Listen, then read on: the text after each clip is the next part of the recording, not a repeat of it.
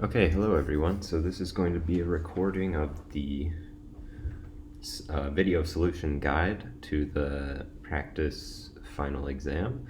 So what I did with the practice final exam is I tried to align the content basically quite closely to what the final exam is going to be. For example, whatever the pages are, I have, okay, page 1 is on chapter 1 and 2, then I have 1 page for chapter 3, I have 2 pages for chapter 4, and I have 3 pages for chapters 5 and 6 together. So that is going to be what the practice exam is. Now, the practice exam isn't going to be identical to the final exam, but the content should match up somewhat quite closely. So what I'd recommend that you do is you try this practice exam. You can find it on Blackboard. Try it on your own first under exam conditions, meaning no friends, no internet, no book, no notes, no anything. Just you and the exam and your calculator, and see how you do, and use it as a way to identify things that you don't remember how to do. And so then maybe if I don't know how to do problem 1, I would come to office hours, or I'd come to the review and say, I forgot about chapter 1, can you review that part? Or if you don't do the practice exam until a little bit later this week, then you can take those questions with you to one of Daria's sessions, or you can take your questions on those to the Math Tutoring Center or something like that, or you can email me. So lots of options for getting some study in. Okay, so let's just go ahead and start. So question 1, this page is all about chapter 1. So back then we were talking about like exponential functions, and we got 2 questions. Okay, we got find the formula of an exponential function given 2 points. Okay, so that's a super common chapter 1 problem. And we have find the average rate of change of p of t over the interval 1, 3. So I think that's actually bleeding into chapter 2. Okay, so we start with the first one. Well, we know we have these 2 pieces of information. P of t is equal to p naught a to the t, and we have 2 points on the graph of the function, and we're supposed to find out what is the numbers p naught and a.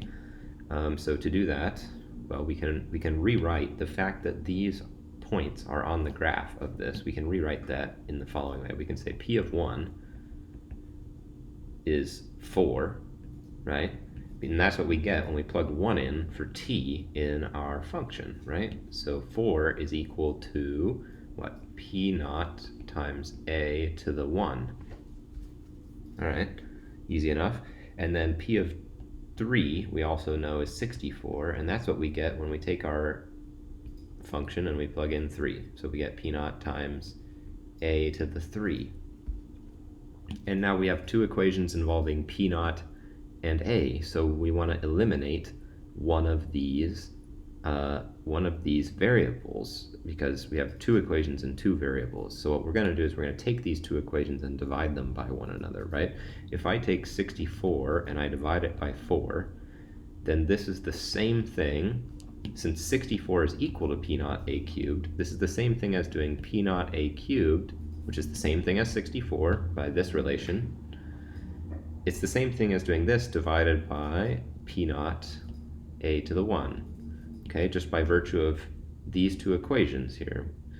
These equations say that you can exchange 64 for p naught a cubed, and you can exchange 4 for p naught a1. So this is what we get, and we can cancel now the p naught, and we're left with just a squared. Okay, so we divide 64 by 4 and we get 16, and so we find out that 16 is what a squared is, and therefore a is equal to... Okay, I'm not sure what just happened, but I lost connection to the iPad, so I'm back. So I was just saying we took the square root of 16 and we get 4. So this is how we found out what a is. So now we know that a is 4. So now I just need to substitute a back in to one of my equations to find out what p naught is. Well, if 4 is what is equal to p naught times a, which is 4 to the first power, then I divide both sides by 4 and I get p naught is equal to 1. And so therefore well, we're done, I guess. We found out what P naught is, and we found out what A was. So if you wanted to write out the full equation, it would be P of T equals 1 times 4 to the T, or just 4 to the T. Okay, so from here, we're pretty much done with that part. So the next part says we want to find the average rate of change of this function over the interval from 1 to 3. And actually, you'd be able to do this problem even if you weren't able to find out what this function is, because all we need to know is that what is the formula for the average rate of change? Well, it's equal to f of b minus f of a over b minus a. Okay, this is the average rate of change of f of x on the interval from a to b. So we're doing that average rate of change of p of t on the interval from 1 to 3. So what we need to do is, for us, we have average rate of change of p of t is going to be equal to p of, we're supposed to do it from 1 to 3, so b is going to be 3. So we do p of 3 minus p of 1 over 3 minus 1, which we know exactly what these two numbers are. What is p of 3? P of 3 is what I get when I plug in 3. Well, by this point right here, 3 comma 64. 64 is what I get when I plug in 3. So this is 64 minus 4 all over 2, which is 60 over 2, which is 30. Okay, so that's how I find the average rate of change of a function on an interval. So you just need to make sure that you have this formula, f of b minus f of a over b minus a, memorized, which is really just a rise over run type of formula. Okay, great. So now I'm going to move on to question 2. So question 2 is from chapter 3. So we have basically two functions. The first one's this d of t function, and the second one is this g of x function. What are we supposed to do? First question says we're supposed to differentiate the function d. So let's start with that. Well, I know d of t is just ln of t squared plus 1, which I know to take this derivative, it's going to be a chain rule problem because I have a function inside of a function. So I could do it the fast way, or I could do it the slower way. I'll do it the slower way this time, just for fun. So if I wanted to say this is a composition of functions, f of g of t, where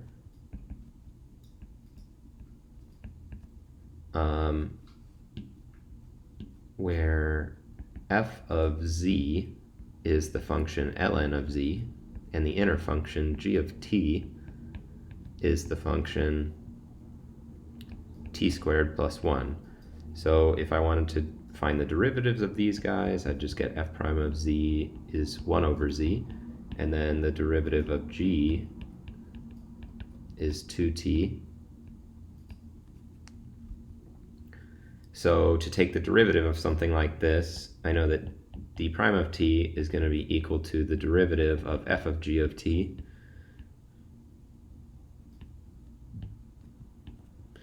which is by the chain rule equal to f prime of g of t times g prime of t.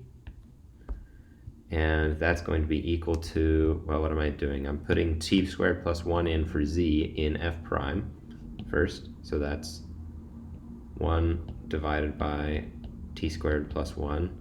And then I multiply with 2t. So that's just the chain rule. But if you wanted to do it fast, you just say, aha, this is a chain rule problem. The outer function is ln, the inner function is t squared plus 1. So what do? I do 1 over whatever the input is, and now I need to multiply by the derivative of the input, which is 2t, right? So you can just go straight there if you want, or you can write out all of this jazz if it helps you. Okay, so that's how we find the derivative, d prime of t. And okay, now they tell us if d of t measures distance from home in miles after t hours, we're supposed to find and interpret d prime of 1. Okay, well, that's fairly simple. All we have to do is remember that if we're going to interpret the derivative of a distance function, well, the derivative of any distance function just gives us the velocity function. So I know that whatever d prime of 1 is, it's going to be measured in terms of velocity. So it's, of course, the rate at which our distance is changing, right? The rate of change of a distance is a velocity. So for this one, to find d prime of 1, all I do is I just plug in 1 into this equation that I just found, which is I'd get 1 over 1 squared plus 1 times 2 times 1, which would be 1 over 2 times 2 times 1, which is just what? 2 again. So this is equal to just 1, right? So what does this mean? Well, the distance function is measured in miles, and I take a derivative with respect to time, which is measured in hours. So the units of this derivative are going to be 1 mile per hour, right? So I need to put this into the context of the problem. Now, d of t is measuring the distance in miles. So d prime of 1 is 1 mile an hour, and the question is, when am I going 1 mile an hour? I'm going 1 mile an hour when t is 1. So I'm going 1 mile an hour after 1 hour, or at the 1 hour mark.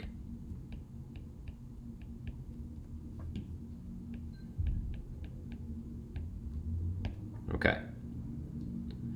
So now we need to move on to this last part, which just says we're supposed to find the equation of the tangent line to g of x, where g of x is this other function.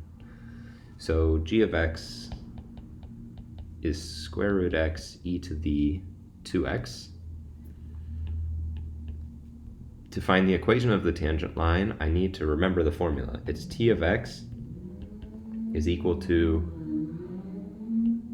f of a plus f prime of a times x minus a. Of course, now for this one, my function's g here, so instead of writing f, I'm going to replace these f's with a g, because we're finding the tangent line to g. Okay, so this is the tangent line to f of x at x equals a, or to g of x at x equals a, and we're supposed to do it at x equals 4, so I know 4 needs to go in for a. So I need g of 4 plus g prime of 4 times x minus 4, and whatever this function is will be the function the tangent line is equal to. Okay, so to finish this problem off, what I need to do is I need to find out what these numbers are, g prime of 4 and g of 4. So g of 4 is pretty easy. All I have to do is plug in 4. I get square root 4 times e to the 8, which is just 2e to the 8. So that's what's going to go in for g of 4, and now I need to find out what goes in for g prime of 4. But I don't know what g prime is, so I got to find out what it is. So first I do g prime of x, which is just going to be, by the product rule, I have two functions being multiplied together here. So first of all, let me rewrite g of x, actually, as square root x times, actually I'm not even going to write square root x, I'm going to write x to the 1/2 power times e to the 2x. And now this is a product rule function. The product rule says do the derivative of one, then do a plus sign, then do the derivative of the other. So it's going to be 1/2 x to the negative 1/2 by the power rule, and I leave e to the 2x alone, and then I do plus. So this is like, if you want, it's like fg prime, or f prime g, okay, in the product rule. So then we add, and what comes next is just going to be, we're going to leave x to the 1/2 alone, and now I need to write down what is the derivative of e to the 2x, which is just 2e to the 2x, by the e to the kx rule. So this is g prime of x by the product rule. And to find g prime of 4, I just plug in 4. So what do I get? I get 1 over 2 square root 4 times e to the 8 plus square root 4 times 2e to the 8. Okay, so let's combine all of this as well as we can. We get 1/4 e to the 8 plus 4 e to the 8. Okay, which is I guess we can rewrite this as 16/4, and if we wanted to write this all as one number, we would combine 16/4 plus 1/4 to get 17 over 4 times e to the 8. Okay, so that was just combining like terms. And now I'm going to put my two numbers g of 4 and g prime of 4 in for our tangent line function, and I get, well, g of 4 was just 2e to the 8. And then I get a plus, and then comes 17 over 4 e to the 8 times x minus 4. And I'm done. Okay, so that's how we do a tangent line problem. What you need to remember is this formula, and then what do I do once I write down the formula? First I got to put in the a value for a, and then what I need to do is I need to find out what are the numbers g of 4 and g prime of 4, or f of 4 and f prime of 4, or whatever letter we're using for this function. All right, so that's that problem. So next up we have question 3. Question 3 is all about, question 3 and 4 are from chapter 4. Okay, so here we have a function x to the 4th minus 2x squared, and we're supposed to find all critical points. Now I know that this function is going to have critical points whenever its derivative is equal to 0. Since it's a polynomial, it's differentiable everywhere. So I need to just check, where is f prime of x equal to 0? So I find the derivative first. That's 4x to the 3rd power minus 4x is equal to 0. Now I'm going to divide both sides by 4. I get x cubed minus x is equal to 0. And I want to solve this. Well, the first thing I do is I can take a GCF out of x, and then I have left inside x squared minus 1, which I know how to factor. So I get x times x plus 1 times x minus 1 is equal to 0. So if I have three numbers and their product is 0, then one of them must be 0. So I just check each one by one. It's either x equals 0 or x equals 1 or x equals minus 1. So these are my three critical points. Okay, so 0, 1, and minus 1. All right, so now we're supposed to classify each one as a local max, a local min, or neither. So I could do this in one of two ways. I could try to use the first derivative test, or I could try to use the second derivative test. I'll show both ways. For the first derivative test, we just make a number line. What do we put on our number line? Our critical points, and then we put 1 point in between each of them. So I'm going to choose maybe a half, minus a half, 2, and minus 2. We want to check, well, it's called the first derivative test because we take each test point and we plug it into the first derivative. So I need to check f prime of negative 2 is, well, I plug in negative 2 here, right? I would get 4 times negative 2 cubed minus 4 times negative 2. So if negative 2 cubed is negative 8, so multiply that with 4, I get negative 32 minus negative 8, so plus 8. And that's going to be a number which is less than 0. So I know my function is decreasing as we are in this region. And then, okay, what happens if I plug in a half? F prime of a half is equal to 4 times a half, negative a half cubed minus 4 times negative a half. Negative a half cubed is 1/8, so this is negative 4 over 8 minus, actually plus, because two negatives, 4 over 2, which is going to be a positive number. So I'm going up in this region, and then now I'm going to check 1/2. If I do 1/2, I'm going to get 4/8 minus 4/2, which is going to be a number less than 0, so I know I'm decreasing in this region. And then for the last region, I'm going to get f prime of 2 is going to be 32 minus 8, which is a positive number, so I'm going up. Okay, so now I need to classify each one as a min or a max. Well, everywhere that I've got a If my function's going down and then it's going up, well, in between I must have had a min. And then I have a max, and then I have a min again.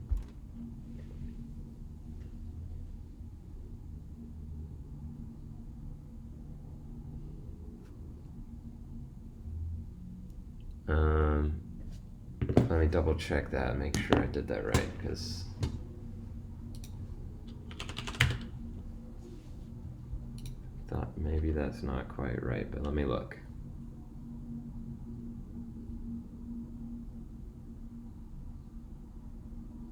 Min, max, and then min. Okay, X. Oh, that's right, I changed this function, so that should be correct. Yeah, min, max, min. Okay, cool. So that's how we do the first derivative test. If you want to use the second derivative test, then we just need to take the second derivative. So f double prime is going to be 12x squared minus 4. And to use the second derivative test, we don't want to take test points which are in between on each interval. We actually want to take the critical points and plug them in. So I'm just going to check f double prime of -1. If I plug in -1, I get 12 minus 4, which is larger than 0, which tells me that the function is concave up at that point, which tells me it's a min. And if I do f double prime of 0, I get -4, which is less than 0, which tells me the function is concave down in that region, which gives me a max. And then f double prime of 1 is going to be, again, 12 minus 4, which is going to be larger than 0, so it's concave up, which tells me that I have a min at that spot. Okay, so difference between the first and derivative test. For the first and second derivative test. For the first, we're taking test points to the left and right of our actual critical points. For the second derivative test, the numbers that we're plugging into the second derivative are the critical points. Okay, so that's that problem done. So we had 2 mins, a max, and no neithers.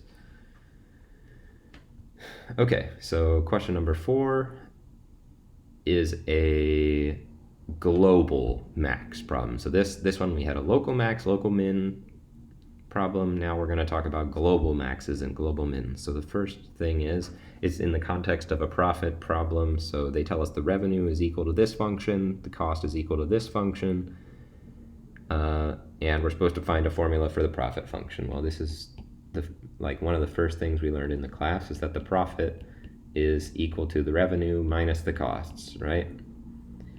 Okay, so that's going to be 500 minus 0.003q squared minus, and I need to subtract the whole cost function, so I'm putting it in parentheses, plus 1.1q. So in the end, I get 200 minus 1.1q minus 0.003q squared. Okay, and now I need to find the global maximum and global minimum of pi of q over the interval 0, 1000. So this is the one where I'm going to make a table. Okay, I'm going to make a table and I'm going to find out where's my function the biggest or the smallest.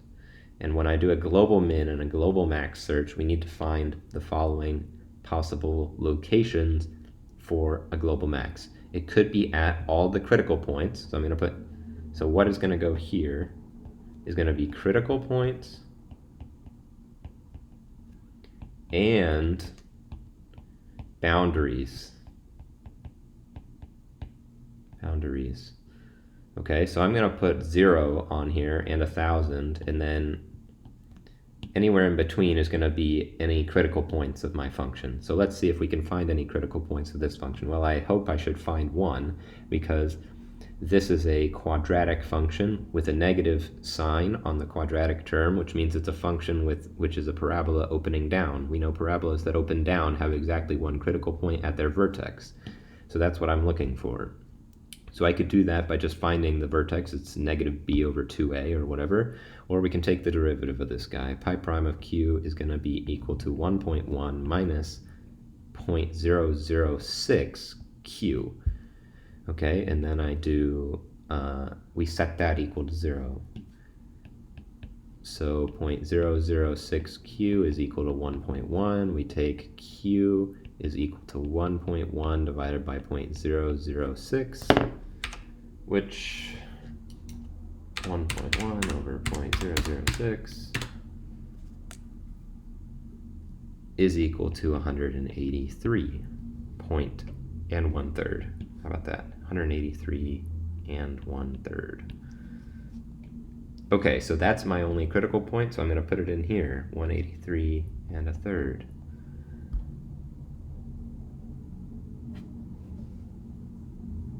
Sorry, I did this wrong. This should be... Wait, did I do this wrong?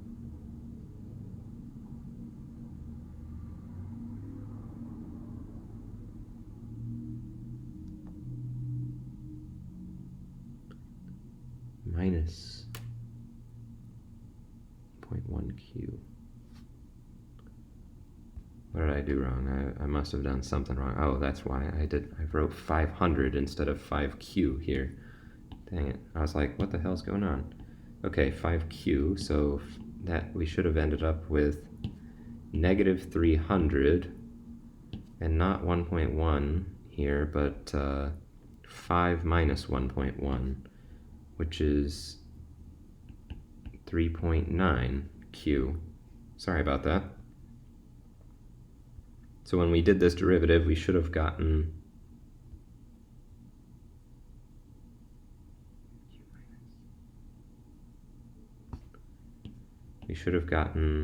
here 3.9,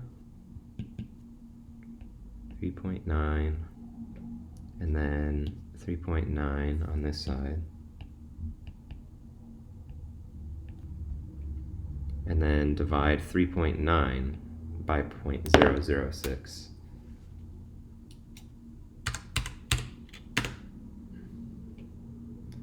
Okay, and we get 650.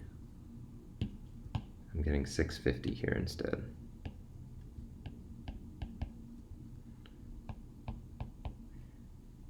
Okay. So, these are the points where we hope to find either a global minimum or a global maximum, right? So in the end, what we need to do is we know that, okay, this function, looks something like this, and we don't really know where the boundaries are exactly per se. Maybe they look something like this. So the question is the minimum value at one of the boundary points, or is it at the critical point here, right? These are the three places where we think we might have a maximum or a minimum, but we don't actually have the picture. So what we have to rely upon is just manually finding out what are these three heights by plugging those q values into the profit function and seeing what the heights are manually. Then we select the highest height to be just whichever one's biggest in the table, and the lowest height to be whichever one's biggest in the table. So we're just going to plug each of these in. Well, if I plug in 0 for q into the profit function, I get negative 300. And if I plug in 650 into this function, let's go ahead and do that. What do we get? Negative 300 plus 3.9 times 650 minus 0.003 times 650 squared. 650 squared. And I am getting 967.5 here. Now let's see what happens if we swap out 1,000 for 650. If I swap out 1,000 for 650, then I'm getting 600. Okay, so these are the three values of our profit function at the boundary points and our one critical point. We know that the global max has to occur either at a critical point or a boundary point So we just check them all and see which one's the biggest. And I think it's 650. So Q equals 650 gives us a global max. And Q equals to 0 is giving us our global min. All right, and we're done. Okay, so that's that problem. So the next problem is question 5, which is a Riemann sum problem.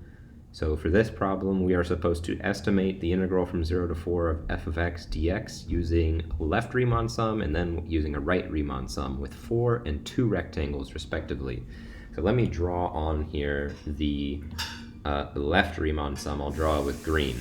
So the first thing I need to do is figure out what is delta x. Well, delta x is going to be b minus a over n, which is 4 over 4, 4 minus 0 over 4, so it's just 1.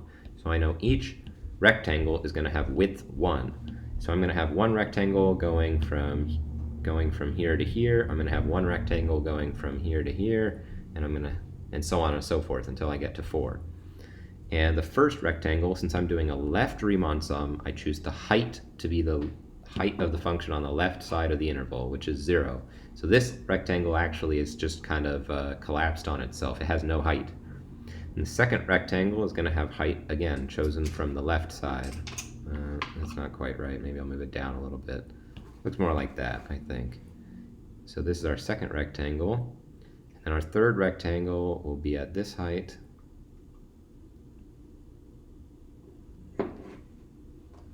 And our fourth rectangle will be at this height.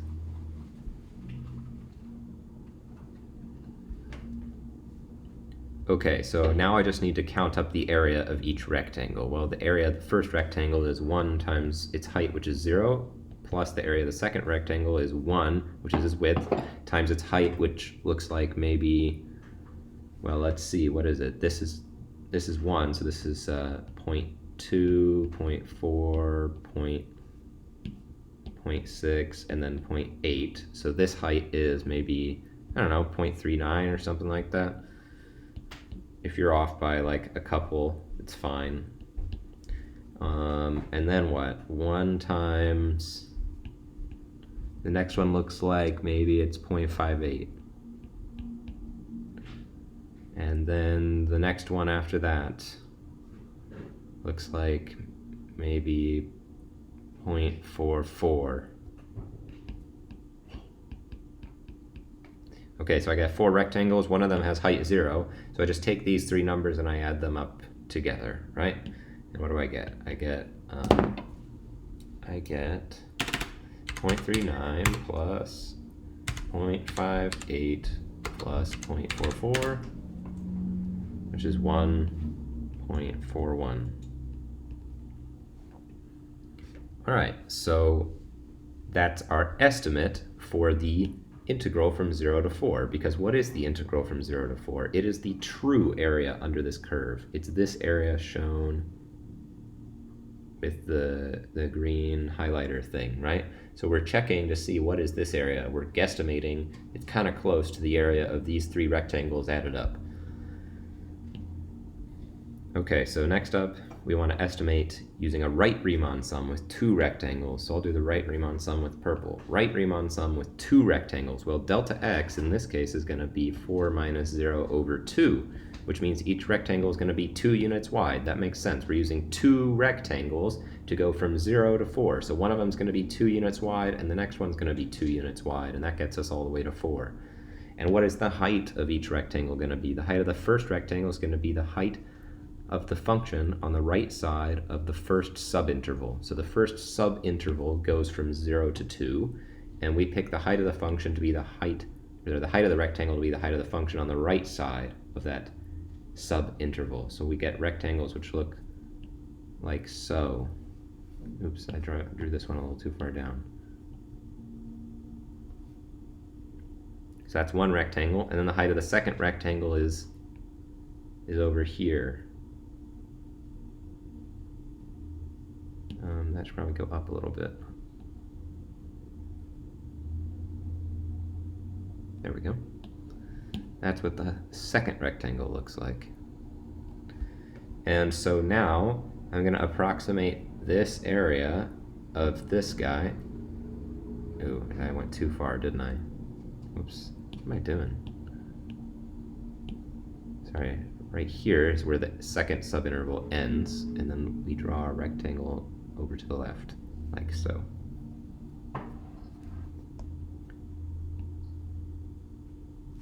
Okay, so this is our right Riemann sum, and it looks like it's maybe 0.58 times 2, that's the area of the first rectangle, because it's 2 units wide, remember, plus, the second one maybe 0.3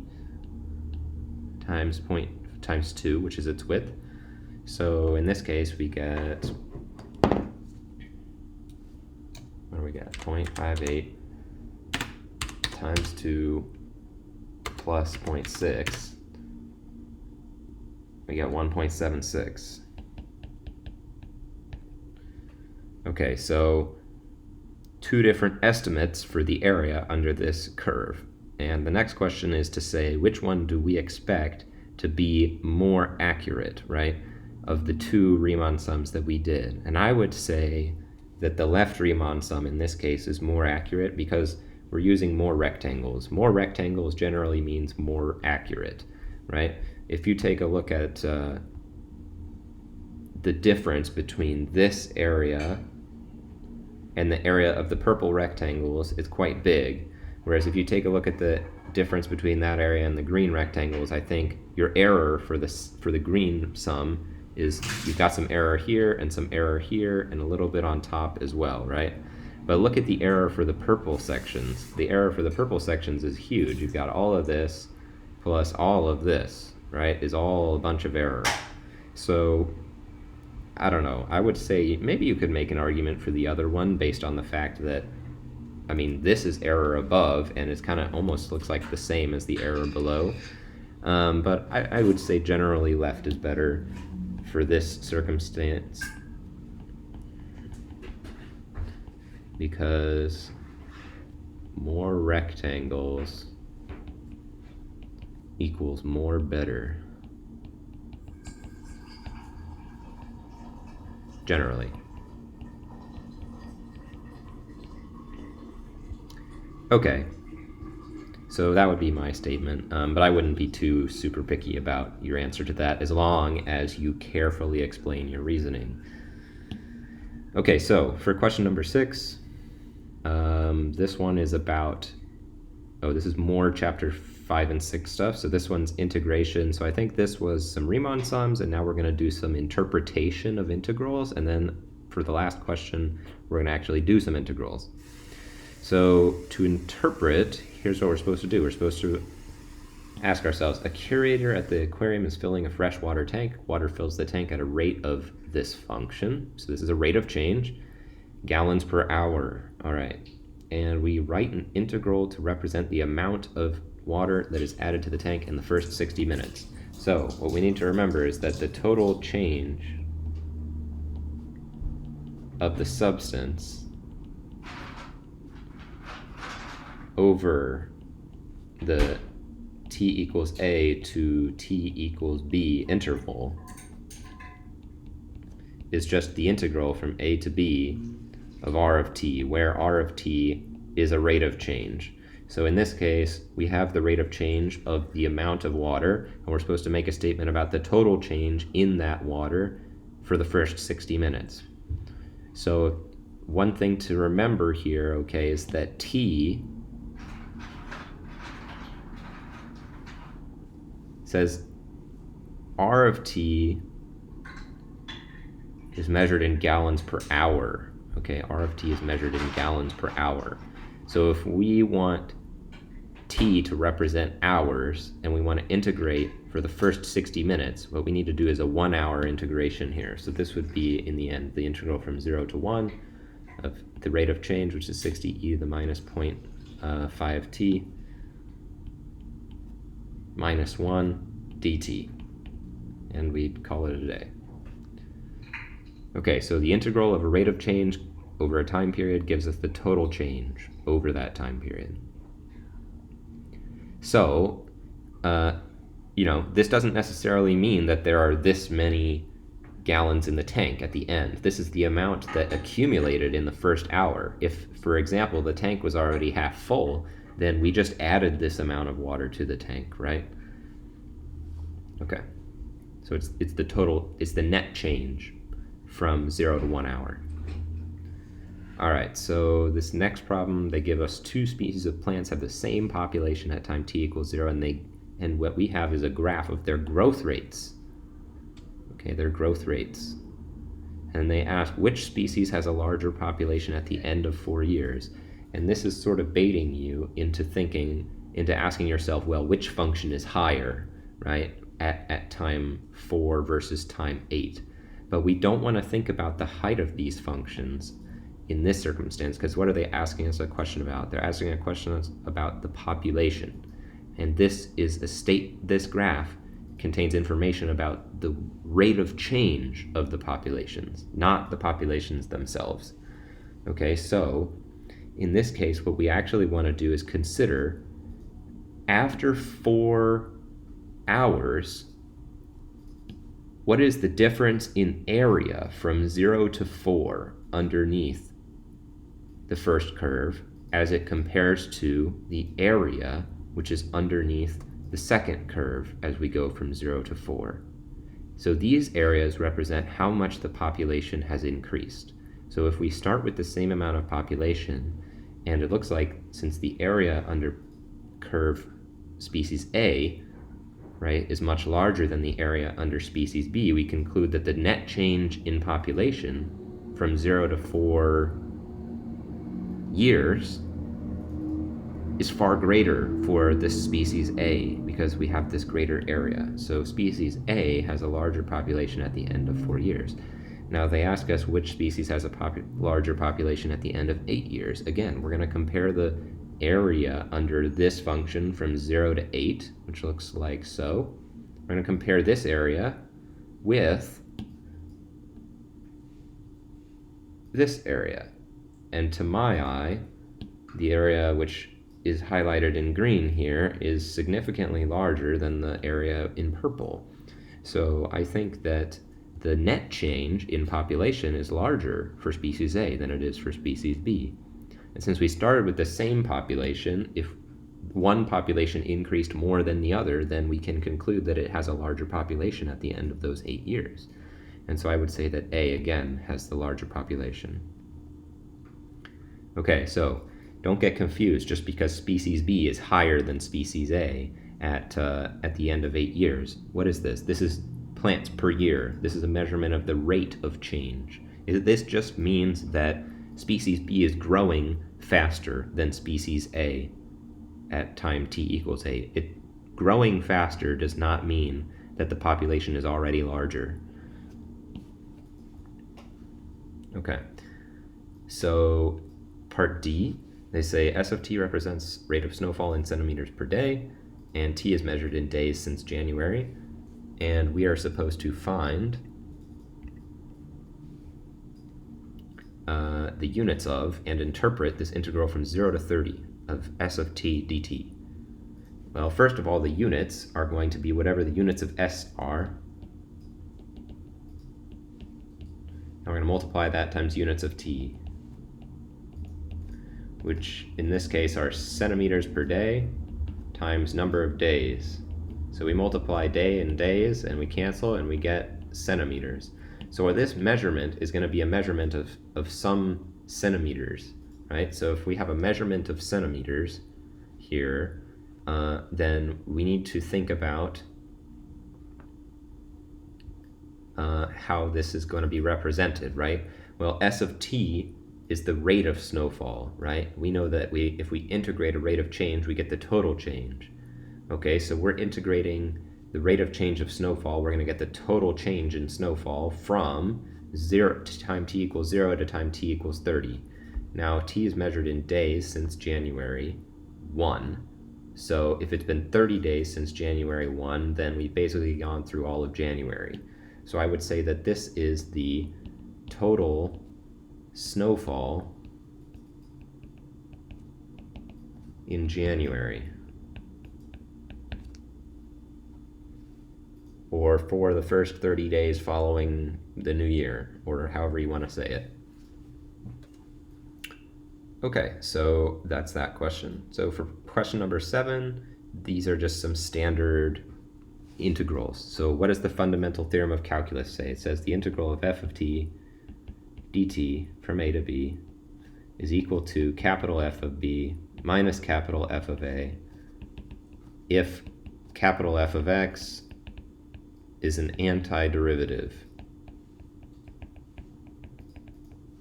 of little f of x. That means that the derivative of capital F is little f.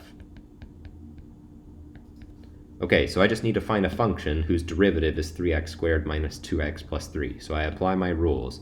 I raise the power by 1 and I divide by the new power. So I'm doing integral from, 0 to 1 of 3x squared minus 2x plus 3 dx. And I get, I raise the power by 1, divide by the new power. That means I get 3x cubed divided by 3 minus 2x squared divided by 2 plus 3x, and this is all going to be evaluated at 0 and 1. I don't need a plus c if I'm doing a definite integral. Okay, so now I've done that, and this is going to be equal to, this is just x cubed minus x squared plus 3x evaluated at 1 and 0, which is the same thing as if I plug in 1 first, so I get 1 cubed minus 1 squared plus 3 times 1, and then I plug in 0, and which is just 0 cubed minus 0 squared plus 3 times 0. If I combine all these numbers together, I get 1 minus 1 plus 3 is 3, minus 0 is 0, or is 3. Okay, so that's it. So always remember we want to plug in the top number first, and then minus, plug in the bottom number. Okay, so we want to compute the integral from 1 to e of g of x dx this time, where now we got a different function. So now we're supposed to, I should have done g of t dt, sorry. dt. All right, so integral from 1 to e of 1 over t plus e to the 2t dt. So now we need to find antiderivatives for these functions. So you might be tempted initially when you see 1 over t to say, that's t to the minus 1. Then what am I going to do? I raise the power by 1, becomes 0, and then I divide by the new power. But then you're like, dividing by 0 is not good, right? We got to remember, what is a function whose derivative is 1 over t? The rule we need to use here is the ln rule. We get ln of absolute value of t plus what? We want a function whose derivative is e to the 2t. We reverse the e to the kx rule, basically. We rewrite e to the 2t, and instead of multiplying by 2 because we did a chain rule, we're kind of undoing that. So we got to divide by 2. And now we evaluate at 1 and e. So I get ln of e plus e to the 2e over 2, and that's what I get when I plug in 1, or e. And then when I plug in 1, I get ln of 1 plus e to the 2 over 2. We can clean this up a little bit. Ln of e is just 1, so we get 1 plus e to the 2e over 2 minus ln of 1 is 0, so e squared over 2. And that would be my final answer. Okay, so this is the final exam practice. The final exam is going to be somewhat similar to this in terms of content. It'll have 7 questions, or 7 pages, and the content of each page will be the same as the content, at least in terms of the chapters. It'll be the same chapters for each page as are on this practice exam. So I hope that you found this to be useful, and if you have any questions, then feel free to just send me an email or bring your questions to the review uh, on Tuesday from 1 to 3, or any of the reviews with Daria, which, if you want to find the schedule for all the reviews, just go to the Blackboard page. And yeah, happy studying.